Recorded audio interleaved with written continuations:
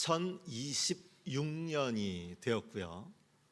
그야말로 AI가 일상에 파고든 그런 시대가 되었는데, 어찌된 일인지 인류가 다시 야만의 시대, 약육강식의 시대, 패권 제국의 시대로 돌아가고 있다는 조금은 불쾌한 현실을 마주하게 됩니다.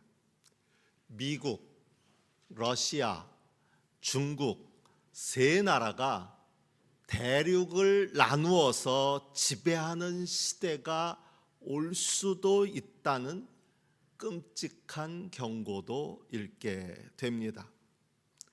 미국이 베네수엘라의 마두로 대통령을 체포하면서 아메리카 대륙 전체의 패권 야욕을 드러내고, 러시아는 벌써 몇 해 동안 우크라이나와의 전쟁을 통해서 우크라이나뿐만 아니라 동북 유럽 전체로 그 영역을 넓히려 하고, 또 중국은 중국대로 동아시아와 남방아시아에 대한 지배력을 넓혀가게 되리라는 그런 경고였습니다. 세 나라가 서로의 패권적 침략 행위에 개입하지 않으면 누구도 그들을 저지할 수 없으리라는 예상을 기초로 한 그런 경고였습니다. 정말 상상하기도 끔찍한 일입니다. 그런데 이런 패권 야욕은 자국민들에게도 악몽이 되어가고 있습니다. 푸틴의 권력욕을 위해 수많은 젊은이들이 전장에서 죽음을 당하고 국민들도 많은 피해를 입고 있습니다. 미국은 더 말할 것도 없습니다. 무자비한 반이민 정책이 이어지고 폭력 사용에 거리낌이 없는 이민 단속 과정에서 수많은 사람들이 자유를 침탈당하고 목숨을 잃고 국로는 심각히 분열되고 있습니다. 여론을 외부로 돌려보려고 그린란드와 캐나다를 자극하고 있지만 잘 먹혀들지 않습니다. 최근 미니애폴리스주의 이민 단속 과정에서 르네 리콜 굿이라는 분과 알렉스 제프리 프레티라는 미국 시민이 이민 단속 반원의 총기 발포에 의해 사망한 사건은 이런 현실을 극명히 드러냈습니다.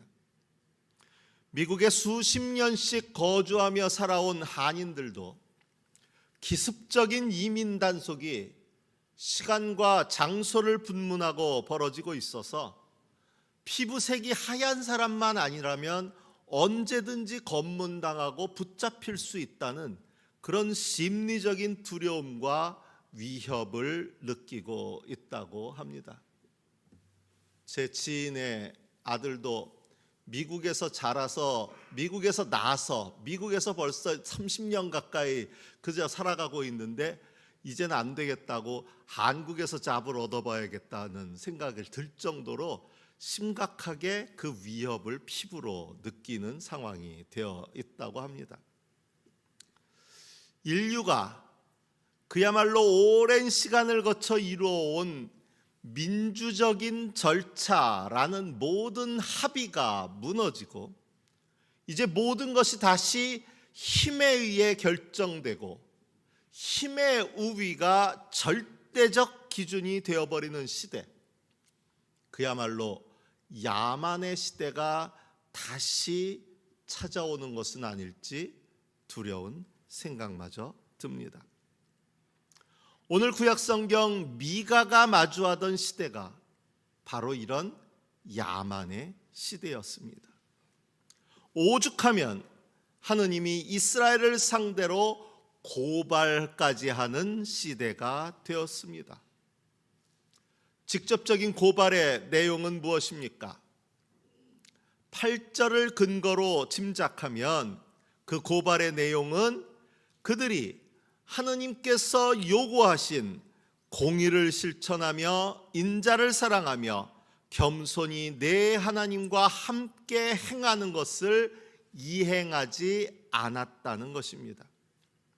이 공의와 사랑과 하나님과 함께 행하는 것은 바로 출애굽 과정에서 하느님과 이스라엘이 맺은 체결한 계약의 핵심 내용입니다.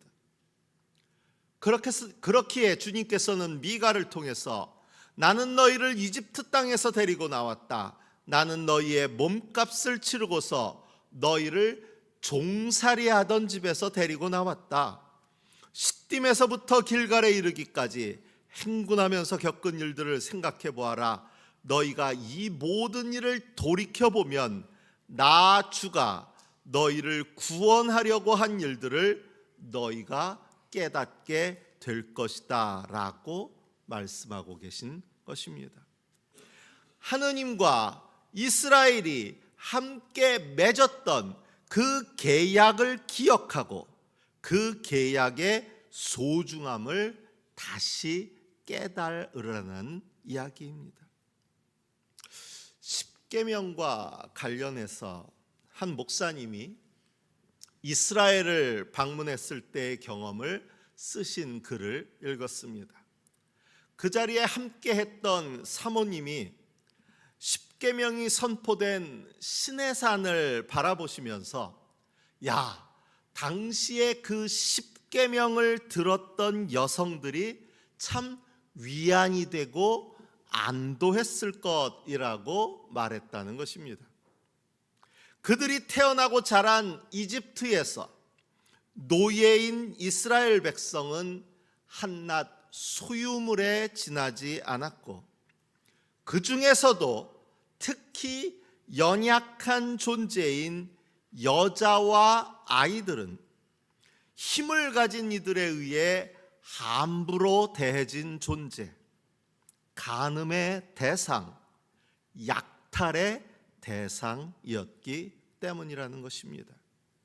그렇게 시내산에서 그들과 약속을 맺으신 하나님께서 간음하지 말라, 내 이웃의 아내나 여종을 탐내지 말라라고 명령하셨을 때 여성들은 이 명령을 듣고 안도하고 기뻐했을 것이라는 의미입니다. 오늘 우리 시대의 시각이 아니라 당시 노예로, 종으로, 소유물로 함부로 대해도 되는 존재로 살았던 사람들의 시각에서 보면 그 십계명의 계약의 말씀은 자기들을 안전하게 지켜주시겠다는 하나님의 약속이었기 때문입니다. 사실 십계명의 내용은 계명이라는 이름을 갖고 있어서 자칫 억지로 따라야 하는 그야말로 율법과 같은 것으로 여겨지지만 그 실상을 생각하면 그 사모님이 말씀하신 것처럼 듣는 이들에게 안도와 기쁨을 가져오는 축복의 선언이었습니다. 노예였던 그들에게 하느님이 다스리시는 나라의 백성이라는 새로운 신분이 주어진 겁니다.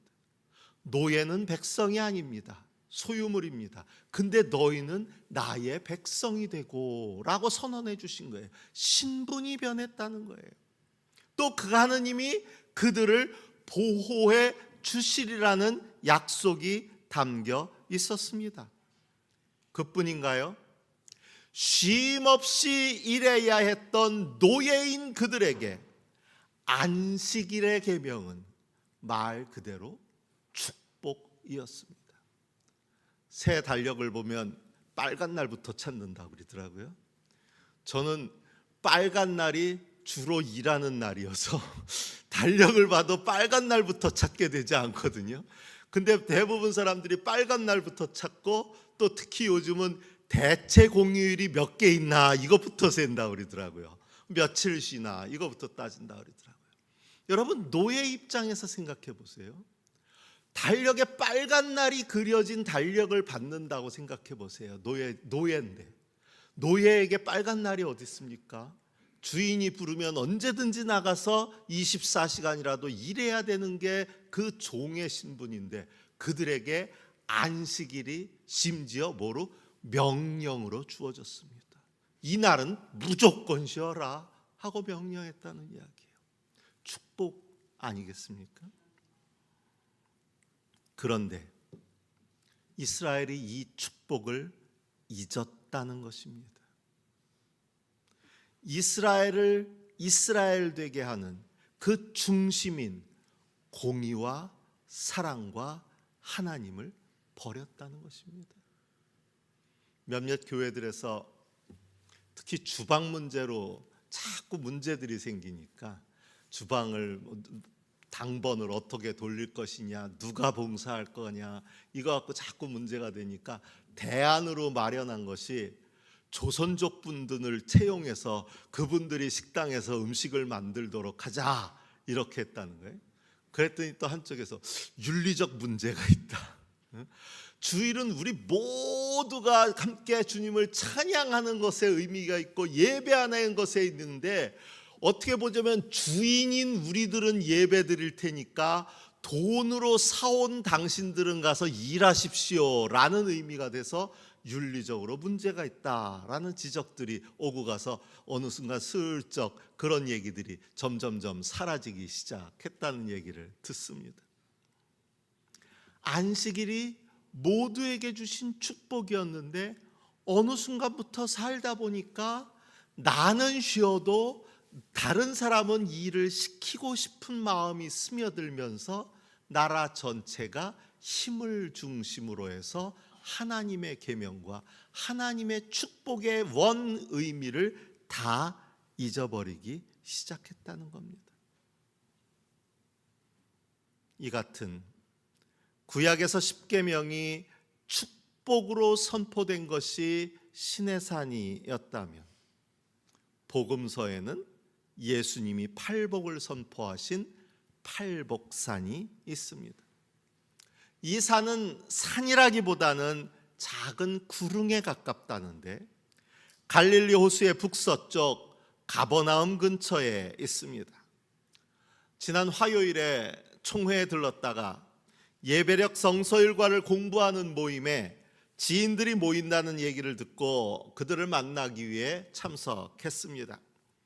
그곳에서 목사님들이 바로 오늘의 이 복음서 본문을 가지고 열띤 토론을 나누었습니다. 토론 중에 하나가 이 복의 선언이 명령형이냐 아니면 서술형이냐였습니다. 복을 받기 위해 마음이 가난해지고 자비하고 온유하고 의에 줄이고 목마르게 살아야 한다라는 명령의 요구로 읽을 것이냐, 아니면 가난한 사람, 슬픈 사람, 온유한 사람, 모욕을 당하고 박해를 받고 비난을 받는 사람들을 향한 위로의 서술로 읽을 것이냐였습니다. 저는 이야기 끝에 제게는 축복의 선언으로 들립니다라고 제 의견을 말했습니다. 특히 지난주에 살폈던 가버나움의 지정학적 특징과 연결해서 주류 예루살렘을 중심으로 한 유대인들에 의해 불결하다고 자격이 없다고 여겨지던 그들을 향한 축복의 선언으로 들렸기 때문입니다. 어쩌면 오늘 시대로 보자면 트럼프에 의해 짓밟히고 내몰리고 쫓겨나고 죽임당한 이들을 향해 너희는 기뻐하고 즐거워하여라, 하늘에서 받을 너희의 상이 크기 때문이다 라고 선언해 주시는 말씀으로 들렸기 때문입니다. 어쩌면 우리 시대의 이 팔복 선언과 같은 노래가 요즘 인터넷을 달구고 있다고 합니다. 바로 오래전 락스타인데 여러분들도 아시겠지만 브루스 스프링스틴이 작곡하고 노래한 Streets of Minneapolis, 미니애폴리스의 거리라는 곡입니다. 이 가사의 일부입니다. 자비가 있어야 할 곳에 피 묻은 발자국이 남았고 눈으로 뒤덮인 거리에 죽은 채 남겨진 두 사람, 알렉스 프레티와 르네 굿. 오 우리의 미니애폴리스여, 나는 너의 목소리를 듣네. 핏빛 안개 속에서 울부짖네. 우리가 죽은 이들의 이름을 기억하리라. 미니애폴리스의 거리에서. 전 세계의 많은 사람들이 이 노래를 듣고 위로를 얻고 또 그들의 아픔에 연대하고 있다고 합니다. 하루속히 패권주의자들의 악행이 끝나고 평화로운 일상이 회복되어지기를 기도합니다. 그런데 이 팔복 축복의 선언은 때로 많은 오해를 받기도 합니다. 억울해서 피눈물이 나고 삶이 무너져 절망스럽고 사람들의 손가락질에 내몰리고 가난이 힘겹기만 한데 당신이 복이 있습니다 라고 말하는 것은 그야말로 정신승리의 요구로 느껴지기 때문입니다. 사실 마음이 가난한 사람, 슬퍼하는 사람, 온유한 사람, 의에 줄이고 목마른 사람, 박해를 받고 비난을 받는 사람은 모두 세상의 기준으로 볼 때 명백한 실패자들입니다. 우리는 마음뿐 아니라 모든 면에서 부유하고 싶고 늘 웃고 살고 싶고 갑질하고 싶고 배부르고 싶고 칭송받고 싶어 합니다. 그것이 복이라고 생각하기 때문입니다. 그것까지는 아니라도 아무리 하늘에서 받을 상이 있다고 해도 주여 나를 가난하게 하옵소서, 나를 박해받는 자리에 서게 하옵소서라고 기도할 사람이 있을까요? 그런데 바울은 바로 그것을 요구하고 있습니다. 오늘 말씀의 제목은 31절의 말씀을 변형했습니다. 구체화했다고 말할 수 있습니다. 누구든지 자랑하려거든 주님을 자랑하라 라고 했는데 그 주님이 과연 누구시냐라는 것입니다. 여러분이 주님을 자랑한다면 어떤 주님을 자랑하시겠습니까? 아마 대표적인 것이 부활의 주님일 것입니다. 많은 분들이 기독교의 우위를 주장하면서 석가도 마호메트도 공자도 다 무덤이 있지만 사리탑이 있지만 예수의 무덤은 빈 무덤일 뿐이다 하는 것을 자랑할 정도로 부활하신 예수 그리스도, 죽음을 이기시고 부활하신 주님을 최고의 자랑거리로 여깁니다. 그런데 최소한 오늘의 본문에서만큼은 바울은 부활의 주님이 아니라 십자가에 달리신 그리스도를 자랑하고 있습니다. 이것은 그가 말하는 것처럼 자랑거리로 보이지 않습니다. 거리낌이고 어리석은 일입니다. 패배의 상징이라고 할 수도 있을 것입니다. 그런데 바울은 바로 이것을 자랑하라고 말합니다. 십자가에 달리신 그리스도가 하나님의 능력이요 하나님의 지혜라고 말합니다. 세상의 기준으로 보면 헤롯이 승리자입니다. 빌라도가 승리자입니다. 로마의 콜로세움에서 목숨을 걸고 싸우던 글래디에이터 검투사들은 황제의 손짓 하나에 의해 목숨을 잃었습니다. 어쩌면 예수님도 빌라도의 손짓 하나로 죽임을 당한 것입니다. 그런데 우리는 헤롯이 아니라, 빌라도가 아니라 그 십자가에 달리신 그리스도를 기억하고 그 죽음을 자랑합니다. 저는 말씀을 묵상하다가 스스로에게 이런 질문을 던져 보았습니다.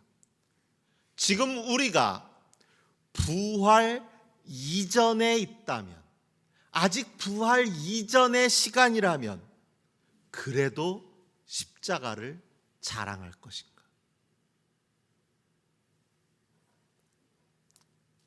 오늘 주보 표지에 옮겨놓은 윤동주 시인의 팔복이 제게 그런 질문으로 들렸습니다. 쭉 읽다 보면 중간에 선이 그어져 있습니다. 이것은 윤동주 시인의 자필 원고를 따른 겁니다.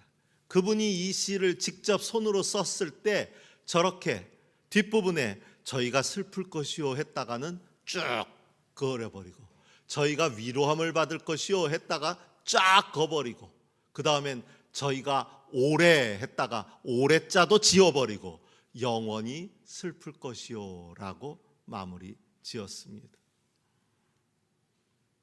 쓰고 지우고 쓰고 지우고, 아직 나라를 잃은 슬픔이 끝나지 않은 상황에서 언제 광복의 그때가 올지 알지 모르는 그 상황에서 차마 저희가 위로함을 받을 것이며 라고, 아니 오래라고도 쓰지 못하고 저희가 영원히 슬플 것이요 라고 했습니다. 여러분 어떠십니까? 체념으로 들리십니까? 이 슬픔이 끝나지 않을 것이다 라는 슬픔으로 끝나는 그런 이야기로 들리십니까? 저에게는 오히려 이 영원히 슬플 것이요 라는 말이 죽는 날까지 하늘을 우러러 한 점 부끄러움이 없기를 바라면서 나한테 주어질 길을 가야겠다라고 다짐했던 시인의 또 다른 시 서시에 담긴 그 결기가 그대로 느껴집니다. 비록 영원히 슬퍼하게 될지라도 복이 있나니 선언하신 주님께서 맡겨주신 그 길을 외면하지 않겠다는 마음입니다. 여러분, 아직 그리스도가 부활하지 않았을지라도 영원한 죽음처럼 여겨지더라도 그래도 십자가에 달리신 그리스도를 자랑하시겠습니까?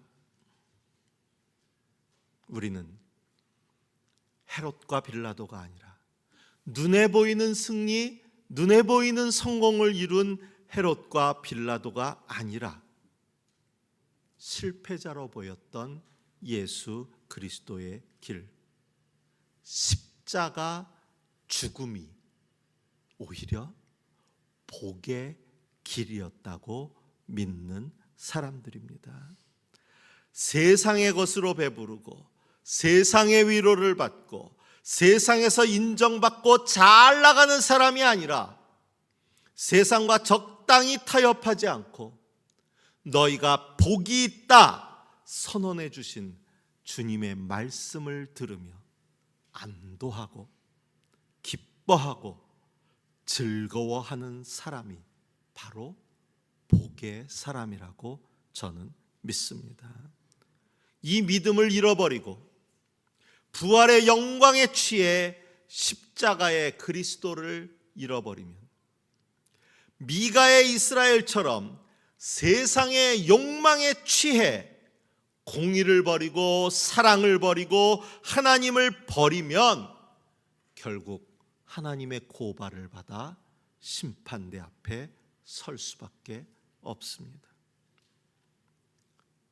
십자가에 달리신 그리스도를 자랑하십시오.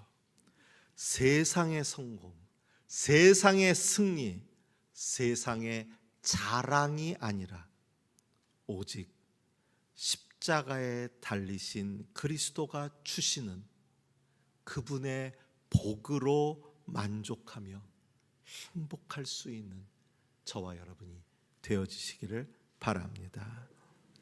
주신 말씀을 마음에 새기며 묵상합니다.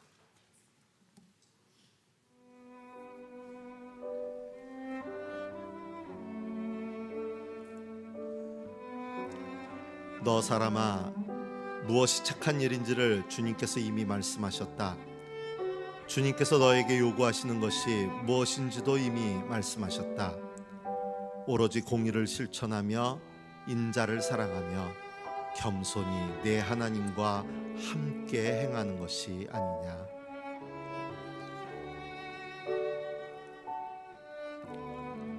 우리는 십자가에 달리신 그리스도를 전합니다. 이 그리스도는 하나님의 능력이요 하나님의 지혜입니다.